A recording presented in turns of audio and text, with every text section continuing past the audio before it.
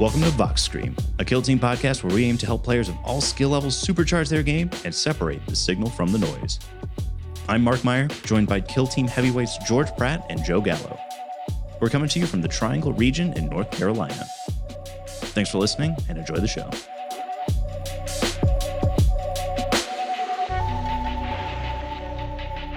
All right, boys, we are back. We got the boys back in town. George and Joe. George is actually not in town, but we're still hanging with the boys. I am not in town. Joining us from the front seat of his car. Yeah, if you hear car noises, suck it. I'm a good driver. I use my turn signal.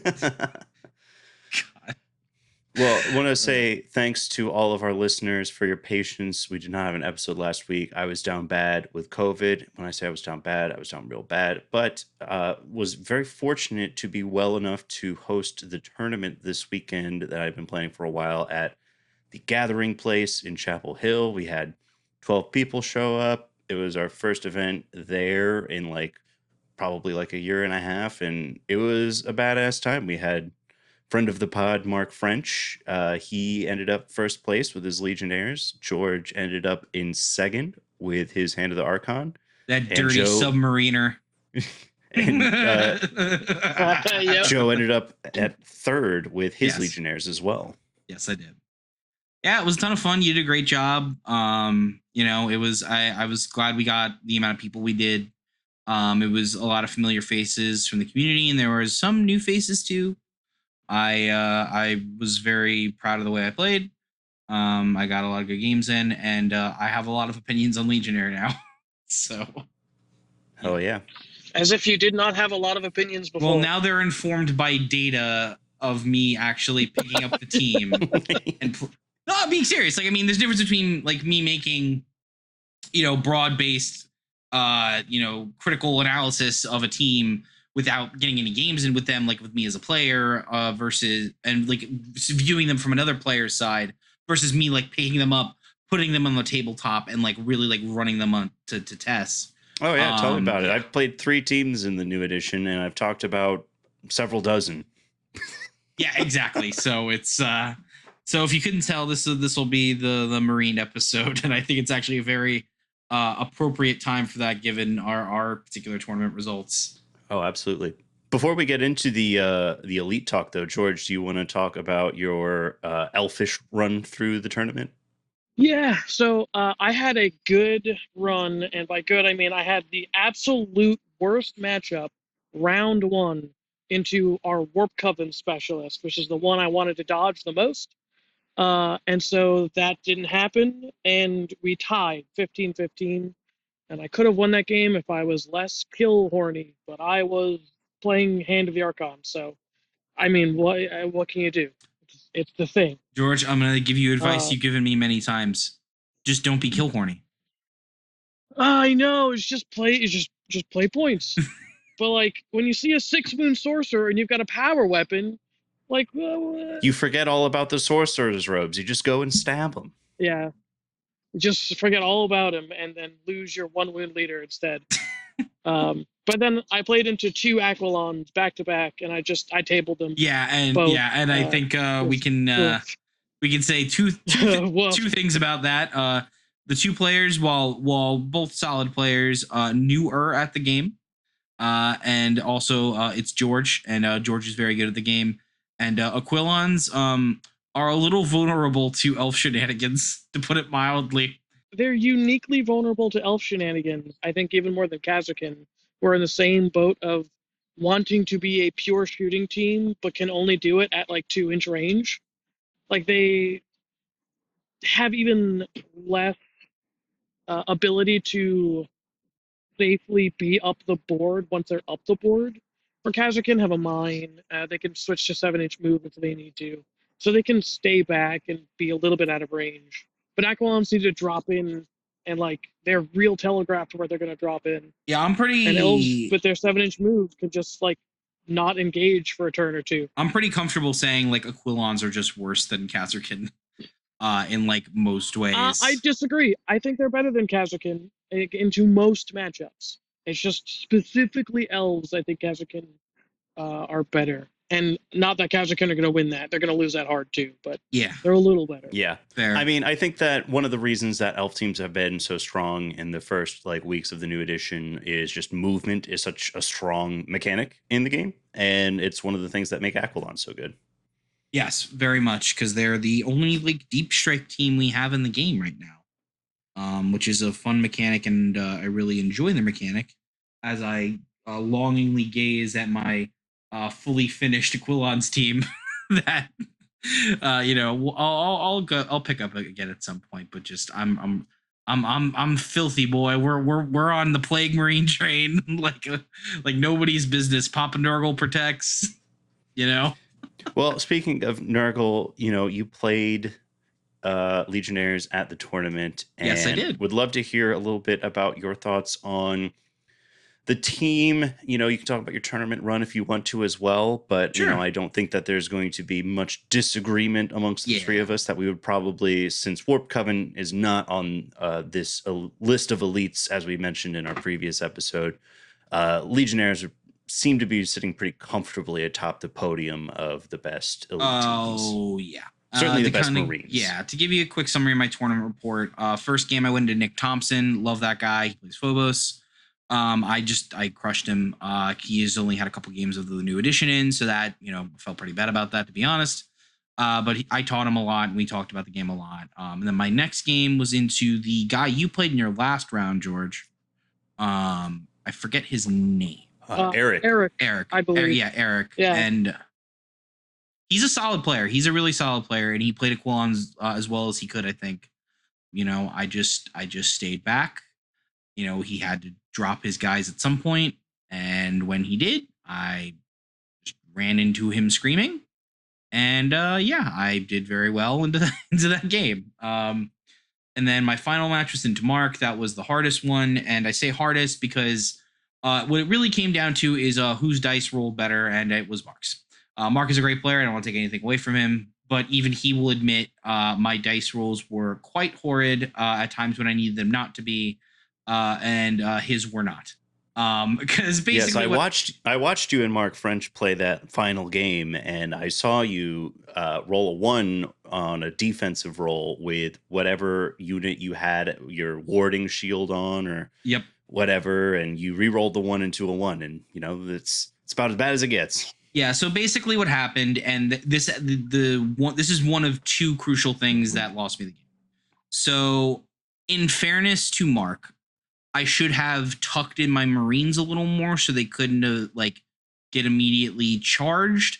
I was ultimately okay with it because I was like, okay, my leader, who was Nurgle marked, was sitting right in the middle. His leader charges my missile launcher, kills my missile launcher.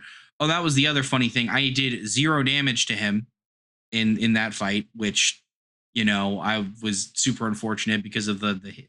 So we were both hitting on 4s, obviously, because we both had Slanesh ploy up. What happened there was I hit him, and then he immediately healed because of the Chosen's healing ability is entirely too strong. But anyways, I was like, so good. I don't know why it's a D3. Just it makes me so happy. Just make it. I don't know what just make it D3 plus 1. Why is it D3 plus 3? I don't. Why? Anyways. So it's absurd. And so my leader's right there. He on engage. I take my plasma pistol. I shoot into him, and I'm like, okay, I'm gonna do roughly 5 to 7-ish damage, right? I do, and now he's in 1-shot range, but after he charged to kill my missile launcher, he shot me with the tainted bolt pistol. Now, he was not Zeech marked, he was Khorne marked. So he didn't have severe and he didn't have punishing. He still got 4 hits somehow. And I was like, okay, I roll my 2-up save. I get 2, I missed 1. Okay, CP reroll that 1, rolls into another 1. Had that happened, he would not have been able to do what he did. When I then charged him and attempted to one-shot him, and then he unending bloodshedded me and then one-shotted me in return. Because I was also on 7 wounds. Well, so it certainly sounds severely punishing. Yeah, it's yeah. But I made the calculation that I because he had the CP.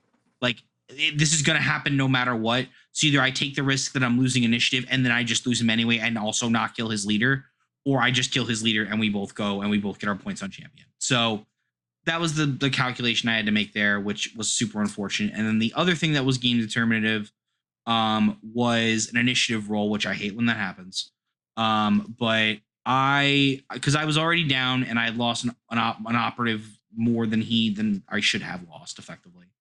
And I'm like, okay, I need to start taking risks to win. And my risky play was I took my Zeech Sorcerer, I shot twice into his Melta, I put him on 4 wounds. Perfect. I then charge into him, and he got an initiative, so I was likely to win initiative here. My plan was designate him my champion. I will max out on champion, whereas he will likely not max out on champion because his models were far away enough that they weren't going to be able to do anything or kill this model effectively, because the plan was kill him, then going to run and hide, transmit. The game would have been close. It probably would have been like 16-17 or 15-17 had that happened. Maybe it would have swung my favor. I don't know. But he won initiative, and that's just kind of how the game went. It was 11-17, which is still relatively close, especially considering he got all those points at the end, because he had tabled me by that time, and he was able to get all the points he needed on transmit. So he took the kill op, I took the he took the tack op, I took the kill op. So we ended up scoring even on that, and then he got it on primary. So it came down to those guys dying, which is unfortunate. But I do think if I had been like a little more reserved, I would have had a better chance. Though I don't think the results would have been different because Mark just plays very aggressively. I mean, I definitely took the more optimal lineup. I took Zeech and Nurgle. But in the specific scenario that Mark was in, because my leader was on 8 wounds and he just happened to have the corn ploy up, and a corn marked guy, Unending Bloodshed, happened to one-shot me on the hit in, and of course he got, it's 5 dice. You're going to get at least 1/5 on there most likely. And he did. So, we don't shame dice being dice. So I mean, look on the bright side. Legionary won. Yeah, correct. And I think that'll lead into kind of this discussion, and I kind of want to open it up real quick. Legionnaire is entirely too strong.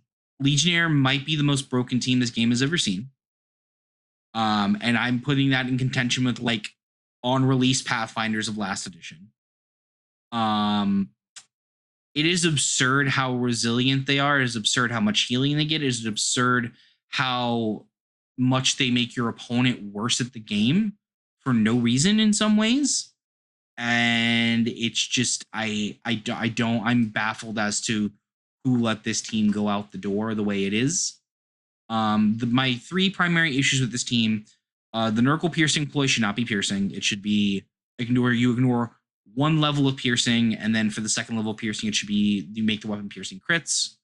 Or they could just get rid of the rule completely and just make it you ignore APL modifiers as well. I'm completely happy with either of those changes, though I would likely prefer just you also ignore APL modifiers, which I understand is an issue because they want to make stun grenades a thing, and so they probably aren't going to do that. My second issue, Zeech is entirely too good at shooting. If you're playing the game correctly and you have your shooting ready operatives and you have severe and you have punishing up, you are killing what you are shooting at, no matter what it is. And that's whether it's a Space Marine, that's whether it's a guy on 7 wounds, which whatever, you should likely be killing a guy on 7 wounds. But it takes like the punishing and the severe taking away the variability from the roll effectively, because basically what it does is so long as you get 1 hit, you're guaranteed a hit and a crit, and then you can also just Chaos Talisman on top of that. So, you're not really, it's like the old novitiate problem that you're just too, like, you're able to fix your dice in too good of a way. And I don't know how you fix that, because I think the punishing is so, like, they've made it such part of Zeech's identity now. I don't know. Also, the 4 APL thing is insane. Like, it was fine last edition where where at least we're struggling to hordes, but being able to have a Zeech operative go 4 APL and basically be able to move, dash, double shoot, or move, do a mission objective, double shoot, or any variation of those combinations makes them entirely too effective for one model. And the last one, and this is the one I'm the most iffy on, and this is kind of where I'll let you guys kind of come in and figure out if anything I'm saying has merit. The Slanesh ploy specifically, the one that if you move, you hit worse in shooting, it makes them really, really resilient to teams that don't have AP.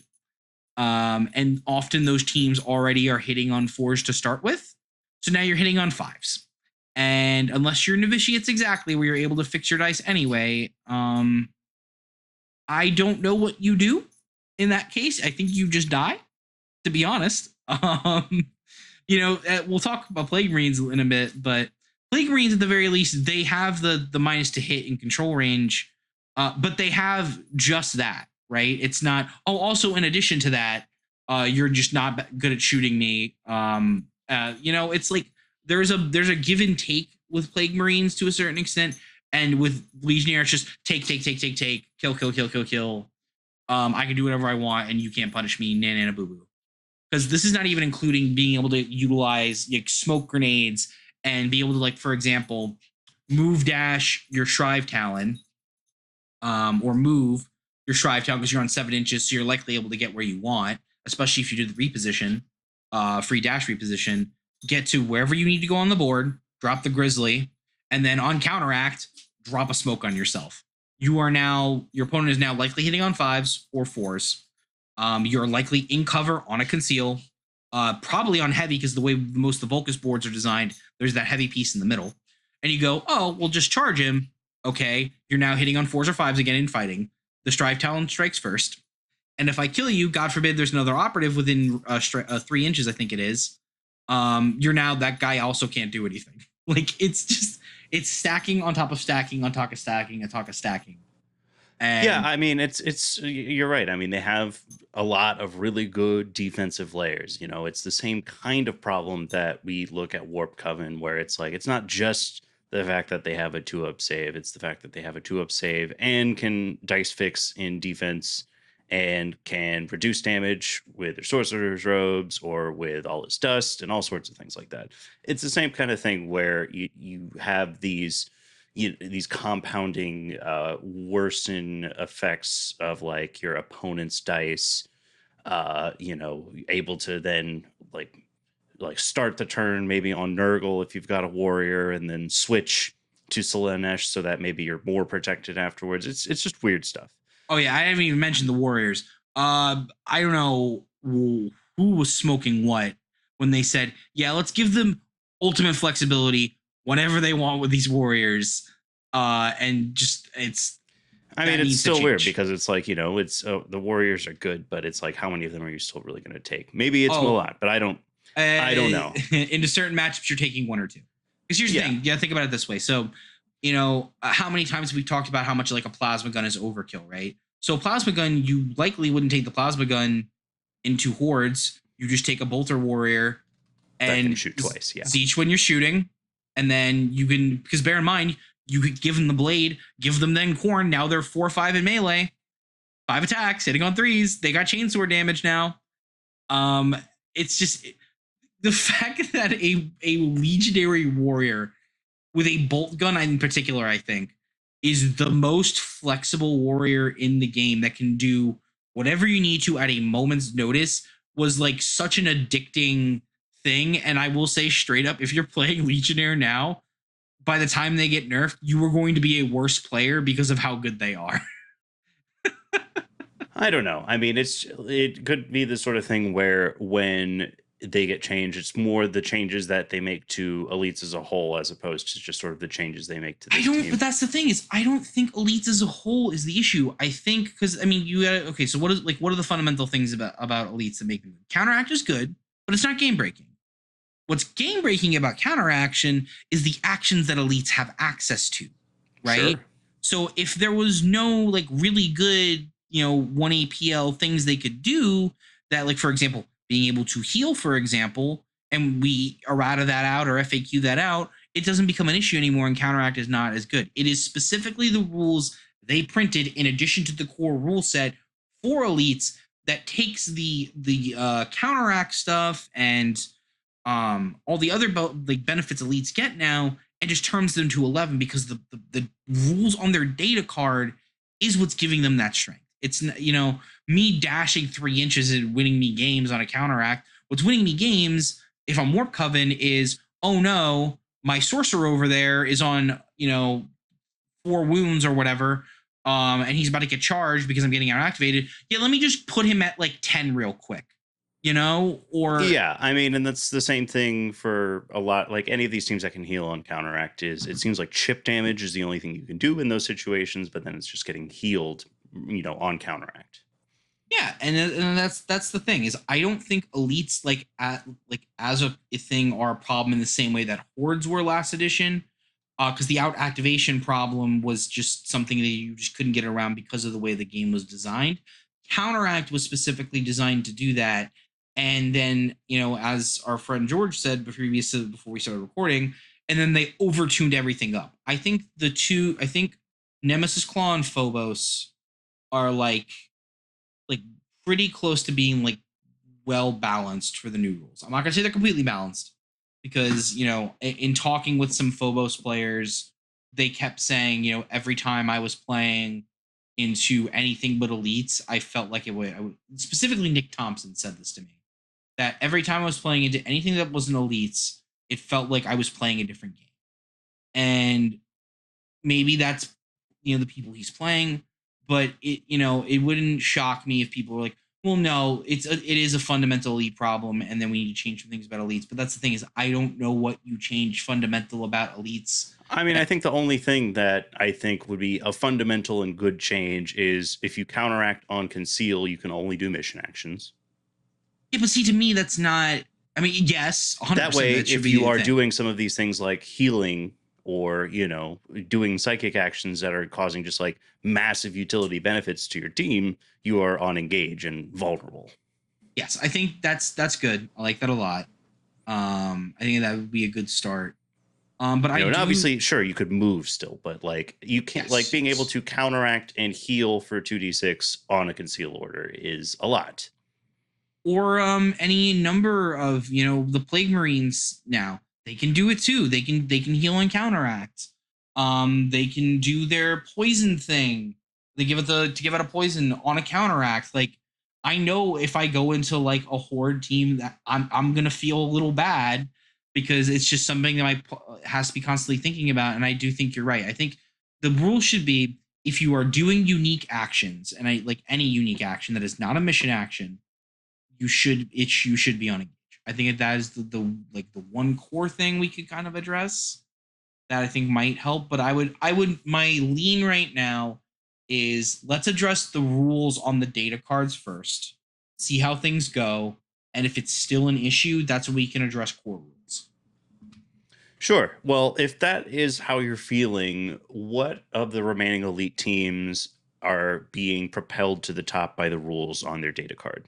Like who's right under Legionnaires? So right under Legionnaires is Warp Coven, and I think Warp Coven, Warp Coven's interesting, right? Because people keeps, I was in and about the Discords, various kill team Discords talking to people about this, and I had heard, and I'm sure you saw me post this in our Discord, is they one of the local scenes banned Legionnaire for casual play. Because of the strength of and the reasoning was basically because Legionnaire are too easy to play and too strong that it's just not competitive. And I think I agree with that sentiment. But the argument of like why they didn't ban Warp Coven was because they're much harder to play, which is true 100%. But then we look at the win rate and it's like, well, clearly people have figured them out. Well, yeah, right? I mean, Legionnaire is certainly a higher floor, whereas like Warp Coven is a higher ceiling. I don't think there's much argument about that. And we certainly went into great detail about Warp Coven in our previous episode. Like, do you think that the Loyalists stand any chance? Oh, like, Phobos is great. Well, what about Angels of Death? To me, like when I look at Angels of Death, they seem kind of like the next team on the list. 100%. Let's. I think so. Two things. If we get significant, and I do mean significant nerf to Legionnaire and Warp Coven, bring them in line with, let's say, Phobos and Angels of Death. Angels of Death will then rise to the crop. A combo that I don't think I've seen people taking. People complain about War Coven. Oh, all of their guns can get AP1.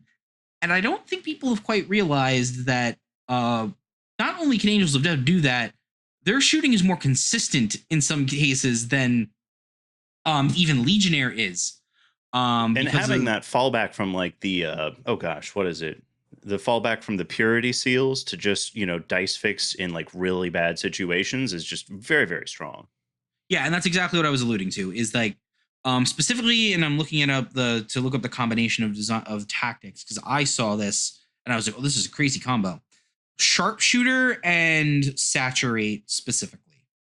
So to sharpshooter, basically, if you haven't charged, fallback, or repositioned, your bolt weapons get severe, and then the ranged weapons for siege specialists you gain saturate. So at a baseline, you must think, no, that's not too bad.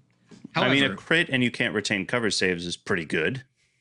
However, what people have not figured out, I'm sure Angel of Death players know this already. Half of this team has P1 on their bolt weapons. If you have severe, that just says AP1. So if you're using a bolt rifle, for example, the normal bolt rifle, though I think people are taking stalkers, which is correct. But if you're not moving and you just shoot with a bolt rifle, that bolt rifle is just AP1. And then particularly same with your heavy bolt pistol if you are like starting in range to shoot with one of your assault intercessors. Yeah, and that's the thing is the fact that like you could just take 5 assault intercessors, all of them basically now have AP1 pistols that they can shoot twice, that are super consistent in now shooting, and then in addition to that, you can then have a power sword. In my opinion, I think the power weapon heavy bolt pistol is probably the best choice right now. And this is kind of we'll address this when we get to Nemesis Claw because I have similar theories there. But like it's just so good at running down, and we haven't even addressed the whole like throwing the eliminator on top of Vantage, and you just can't shoot them unless you have Seek Light. They get free ploys from both of their sergeants. The captain is really good at killing elites. And this is another team that also can like really layer their defenses up. I mean, having Indominus being able to dice fix your defense if something goes terribly wrong. This is my being able to flex your chapter tactics into like getting what is the one that I really like, Hardy, to turn 5-ups on defense into crit successes. Yep. And so I think I'll address this and we'll kind of talk about this a little bit with Nemesis Claw. The data that we have for Nemesis Claw and Angels of Death, I think, is a bit skewed. I think I don't know if you have the recent the tournament numbers, but I suspect that in the top 3 in terms of popularity right now, that Angels of Death is among those. If I had to guess, it's probably around 14 or 15%, like in terms of pick rate. And I'm pretty sure Nemesis Claw is below that, but is somewhere in that range as well. So if you look at the stats and you just look at Angels of Death and you just look at Nemesis Claw, you go, oh, they only have a 40% win rate. They're fine. No. 2 things have happened since those teams have both gotten rules releases. We have gotten far more access to those models now, particularly Angels of Death now that the starter set has come out. So would not shock me if next month we see Angels of Death's win rates go through the roof because people now have more access to those models.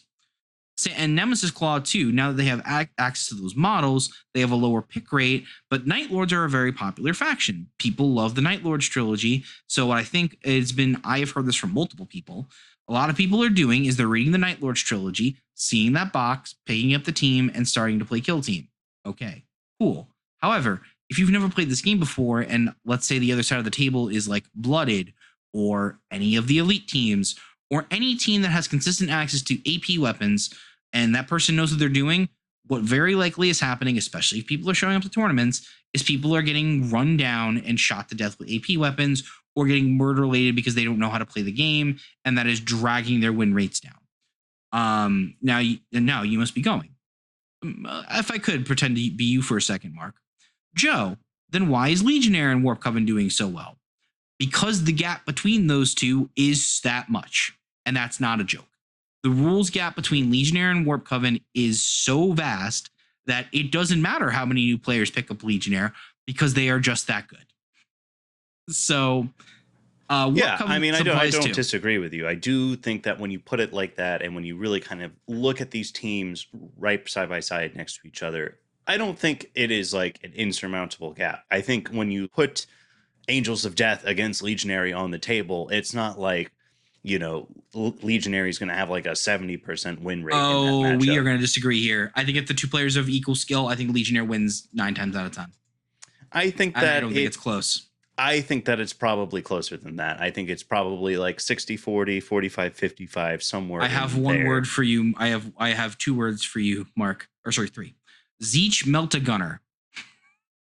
You know what Angels of Death doesn't have? That. You know what Nemesis Claw doesn't have? That consistent of shooting with a Meltagun. Now, bear in mind, they do specifically against Angels of Death because they get their Relentless rule.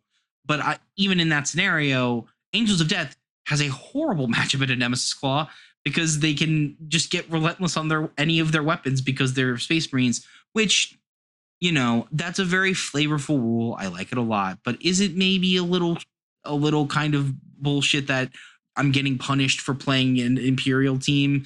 Particularly, I'm playing a Space Marine team, and now you can just run up and Relentless Meltagun me. That's probably something that's not hugely fair for Nemesis Claw. But that's 1 or 2 matchups. Correct. You know, that's my point. We're talking about Legionnaires here against Angels of Death. I think that it's close, but I think it's also fair to disagree on this. It's probably somewhere in between the two of how we're saying it. Maybe not quite as even as I think, but certainly not quite as skewed. Oh, I will tell you. Think. I'll tell you as a very experienced Nemesis Claw player at this point. They have very little play into Legionnaire, like very little. I mean, and I hate to keep saying this, but I mean, like their shooting is just too consistent. The fact that they can just make all of their weapons hit on fucking 4s. Like because the Nemesis Claw is like the melee version of Legionnaire, which is like a weird thing to say because Legionnaire can flex into melee like super hard, but like Nemesis Claw really leans into their melee, and I don't know what to do if I'm charging. Like, why would I ever charge anybody on Legionnaire that is a dedicated melee operative if I'm now hitting on 4s? If I'm hitting on 3s, at least I'll have a chance. And if it's also one of my dedicated melee operatives, then we're on equal terms, right? Not if I'm hitting on 4s, especially since I can't get rerolls against Legionnaire. The only source of rerolls I have is a 1 balanced reroll, which is good, and the D3s help like with getting wounds down, but they don't help breakpoints, right? Except for 1 or maybe no. So even like in the instance of the power sword and the chain glaive, that doesn't help breakpoints. Well, I'm sorry, that's not true. You need to get a two mortal wounds on a 14 wound operative and 3 on a 15 wound operative to put them on 12. Therefore, you could double tap them with the power sword or the chain glaive, which on the chain glaive is very likely not likely to happen.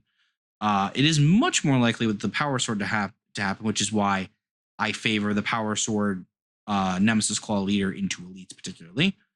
There's not much you can do like outside of that. You just hope when you take your shot with your Meltagunner that it goes off.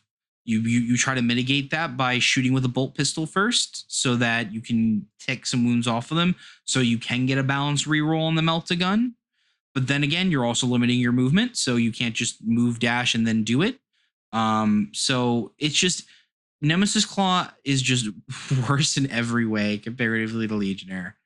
This is the thing too, is we'll talk about Plague Marines too soon, but I really like the Plague Marines. They're like super flavorful, but giant asterisk on this.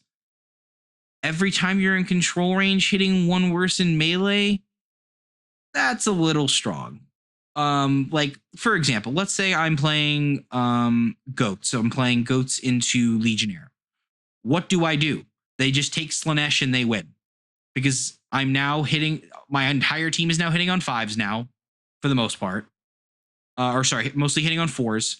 And like the rerolls they have are not, the best in the world, but melee is their whole thing. And the fact that I can just take one ploy for one CP that just makes me worse at my game plan in every way with no counterplay to it outside of you running out of CP is a little rough, to put it mildly. What if you're blooded? Blooded, a lot of their operatives hit on 4s. Now you're hitting on 5s. That's just the layered defensives. That's the biggest problem with the highest performing teams, the IE Work Covenant Legionnaire.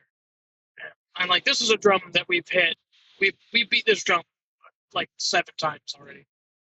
I would love to hear, George, your opinion, because we've just been talking about Angels of Death and Nemesis Claw and where they kind of stack up against the strongest elite teams. What are your thoughts on those 2 teams? Just real quick. Yeah, I think like Nemesis Claw is a shockingly fair elite team for what elite teams are at the moment. And I think Angels of Death are a very, very good team that can flex into ways to fight other Space Marines. Like, I agree with you more, Mark. I think they're much closer 60-40 into like Legionary and Warp Coven. But I also think Angels are probably a little too strong. They're just getting overshadowed by Legionary at the moment. 100%. I think Phobos are also entirely fair for what they are.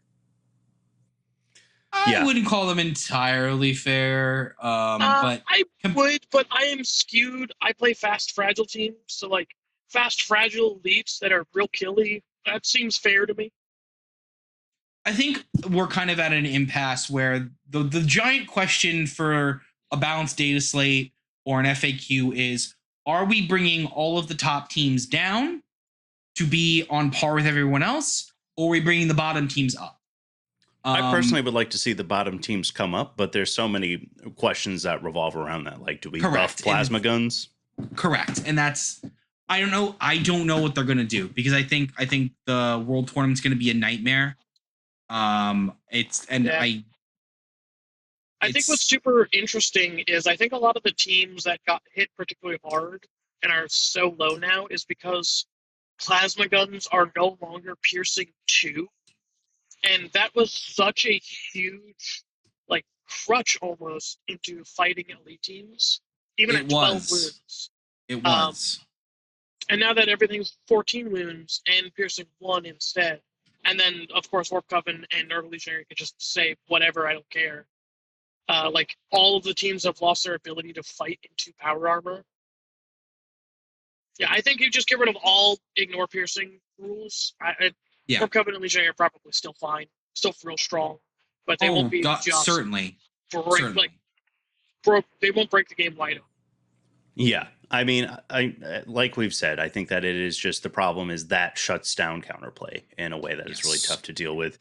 I think that we can kind of wrap up talking a little bit about Plague Marines, because I know that, Joe, you've played a couple games with them. I played against them yesterday. And I kind of feel like they are similar to what you said, George, like a pretty fair elite team and a fun elite team. Oh my God. Very cool. I've been shitting on the designers for most of this podcast. Can I just say the flavor for this team is absolutely spectacular. All of their rules are just core to the identity of Death Guard. They play exactly into how the faction should play. Their rules are like just so flavorful, and it's a huge reason why I really liked Warp Coven, because Warp Coven's the exact same way. And I'm so happy to be playing one of the 4 primary Chaos God Space Marine teams and not feel like I'm committing a war crime. So it's been real nice, and just in general, they're just really good. I think I think on paper, Plague Marines, because I haven't played as or against them. But on paper, they seem good, but balanced by some pretty glaring weaknesses of they're slow, and they don't have ways to trick anyone into doing anything.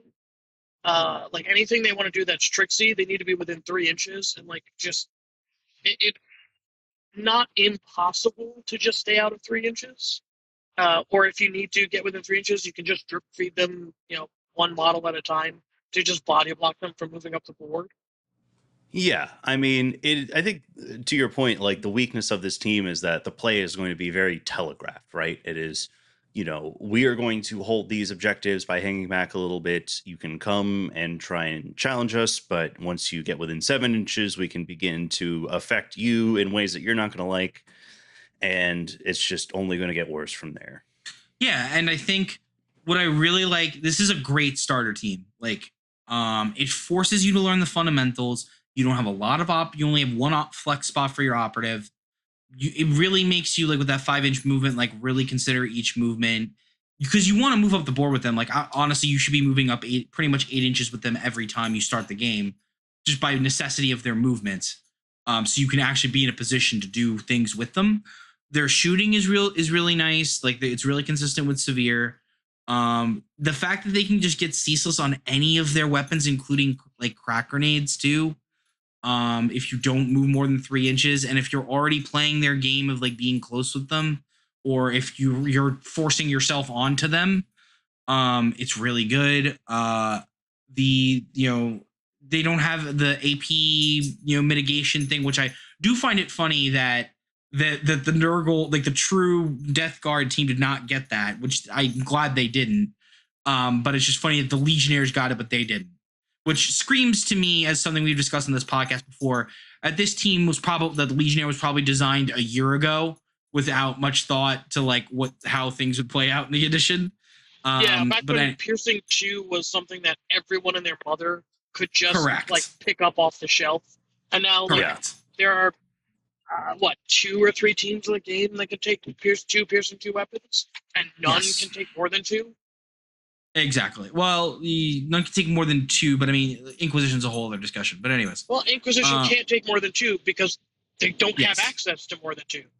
Yeah, you can take the multi-melta, you can take a melta off one of your ancillary teams, and everything else is Piercing 1. Everything else is Piercing 1. Like, no team has access to more than 2 Piercing 2 guns, where before Inquisition could take 4 or whatever. Yeah. They couldn't take. They could take a lot at the start, and then they got limited to 2 Piercing 2 guns later on in the edition. No, that's not. So that's I think they could take 3. Yes, that's initially you could take the plasma cannon, you could take your plasma pistol, which was AP2 at the time, and then you could pick up another one. Infinite range plasma, melta gun, and then some other thing like the melta mine or something like that. I think you get 4. Melta mine, plasma gun, Kazakin, the melta gun, and then the plasma pistol, which we reverted to because it's only P1 and it'll be fine. But anyways, they basically focused Plague Marines around this whole Nurgle's sacred number is 7, and then the 3-pointed points on his symbol, and they basically did the whole team around that. So basically 90% of the things is you have to be within 3 inches, or if they have a poison token, which are, I will say, very easy to give out. Yeah, but that's their entire identity. And I'm okay with that, because it's 1 damage, whatever. I know. Well, that's the thing, is it's not the damage that you have to worry about. It's everything else around having a poison token that makes them function. So, it really unlocks the team in a lot of ways. Like, it increases the damage on a lot of your weapons. It really activates like contagion in a much more powerful way. And here's the thing: even 1 damage can be super annoying if you're right on the edge of your breakpoint. Like, just being able to just break your breakpoint just by the matter of fact of activating can be really annoying. I mean, I learned in my game yesterday, it effectively just totally makes medics useless, because you're just going to come back on 1 wound, and there's nothing that says that the poison counter goes away at any point there. So you just come back up just to die immediately. Yeah, I mean, here's the thing. I think the big question you have to ask yourself when taking this team is like, are you like, what's the one operative you're dropping? And I know both of you are probably not going to be a huge fan of this. I don't think you take the heavy gunner that much. I don't think you take the heavy gunner really that much. It's good. It's really good. I imagine you kind of are flexing between the heavy gunner, the fighter, maybe in some situations you're leaving at the table or leaving at home. No. That's the shooting. I think most people will probably agree with you, but I disagree. I think the flail is a necessary component of that team. It is. Because otherwise Yeah. you get bogged down in melee too hard. Yes. Like your only other melee specialist is the leader and the warrior. And like Yes. they're both only kind of okay melee at it. specialist. Yeah, by the way. Because the warrior has 4 attacks instead of 3 like everyone else. But it has severe and poison. Yeah. But yeah, so this team is just super fun. The models are super awesome. The fact that you just get to use, there's just a ploy that's just called Nurglings, and you just go, "Hey, little lord, go fart on that guy. He loses an APL." Like, it's so funny. It is very funny. And I was actually finishing the Lords of Silence book recently just to get in the mood of playing Death Guard, and I highly recommend that book. It's probably the best Death Guard book that exists.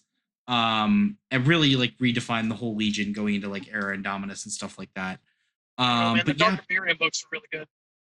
Yeah, but those are more about Gilliman, to be honest, than they are like the sure, Death Guard. they're about Gilliman, but the Death Guard are awesome in that book. I know they are, but like Lords of Silence is straight up a Death Guard book with really fun characters. But anyways, team's really good. 5 inches is going to take a little bit of getting used to if you're just starting playing the team. My recommendation would to be move up as far as you can get within reason without getting like melted in the face. But even then, it's like if you can get a poison token on that Melta and now they're hitting on 4s, maybe it's worth it. You know, that damage reduction is real good because we haven't even touched on that. The 2 base abilities that they get. I mean, the Feel No Pain is real good. It's not, I mean, it's the best in this game. It's not nearly as good as what old Death Guard had. Yeah, no, 100%. Because the old one was just, you just don't do the damage versus reducing the damage. Yeah, I mean, I am expecting some of the other Feel No Pains to probably go to a 4-up because I think that it's just, that makes sense because of how much damage you're still taking now. And I do like the flexibility of being able to just go, yeah, you're coming into me with a, let's say you're in a Legionnaire matchup. Yeah, I know you're coming into me with a 4/7 lethal 5 weapon, but now it's 3/6, which does actually change like some breakpoints. Because you can just choose to auto succeed the rolls with the ploy you can get. The ability to like, those 3s are fails actually. That one might need to get changed. That's a little too strong. I think it is very strong, but it's only really useful into elves and space marines, which I think is fine. Right, but the fact you get to do it like after the roll too. Oh, yeah. Did you like? I get to see. I know, but it's just like, oh, you rolled a bunch of 3s. Not only did you not roll 3s, they're just misses now. You're taking potentially 4 to 6 damage depending on the weapon. It's a great way to kill dwarves too. Yes, because they have power armor. Yeah. And proximate firepower. So, but like again, it's fine because it is so hyper dice like number dependent. And I've been playing a lot of clowns. I'm in the Command Point tournament on Tabletop Sim. And I finally, after like 5 or 6 games of clowns, got to use Domino Field for the first time because like the numbers never came up so that I could block more than 1 dice. So like sometimes it just won't be used all game. So I think it being like number dependent is fine to make it strong simply because it has an inherent big restriction. And Domino Field doesn't even have that big of a restriction. It's just you pick a number of yours and it blocks all of their number. It has to be 3s. 4, whatever. 2, it makes it. It's got to be 3s. Yeah, that's a fair point. Fair point. Well, lots of great stuff from the Plague Marines. I think I'm going to have a lot of fun with this team. Some of us are already used to playing with 5 inches, Joe, so I don't think it'll be that difficult. Yeah, but I'm happy with where elites are in terms of like their I'm glad they're strong, but they definitely need to be dialed back for sure. But for right now, I'm happy playing Nemclaw and Plague Marines, my quote unquote fair elite teams until, we get things rebalanced. And I don't have to worry about them getting yassified too, which is nice. Yeah. And if fair is fair, I've been playing Hand of the Archon, and I did play Mark in a game against his Legionary. And I tabled him. I almost got tabled in return, but the game wasn't super close at the end of it. So Legionary are beatable. They are eminently beatable. But it is. I will say to tough. that. Specifically, I had a conversation with Mark about that because I asked him how that game went. I do think a lot of that was lack of knowledge of Hand of the Archon on his part. Possibly. Just because he straight up said that, right? Yeah. That like he didn't know a lot about Hand of the Archon. So I am pretty comfortable saying like of two players of equal skill and equal knowledge of each other's teams, I still think Legionnaire wins like 7 to 8 times out of 10 versus like most elf teams. I think most elf teams. I think Hand of the Archon have the best matchup there, where I think it is more like 60-40 in the Legionary favor. And then Corsair are like 65-35. I mean, the fact you just have two guys that can just one shot consistently and even more consistently than in last edition, and they're also just tougher than last edition on top of that is quite good.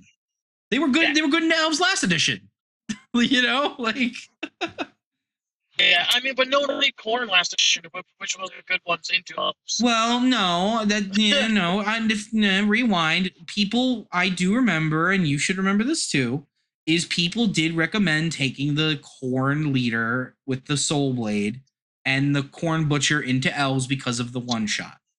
That was the thing that people did. To a tournament because everyone just ran Nurgle. Even after Nurgle got. No, I would say even from my understanding, even the people that were playing Legionnaire did take the Corn operatives into Elves because being able to one shot them plus unending bloodshed or not unending bloodshed, the dash play they don't have anymore was just good. I did see a few like Corn Siege rosters, but mostly I just saw flat Nurgle rosters in every tournament I went to. Well, I always did Corn and Nurgle, so. Yeah. Any hoozle. Elite's good. You heard it here first. Yeah, definitely first.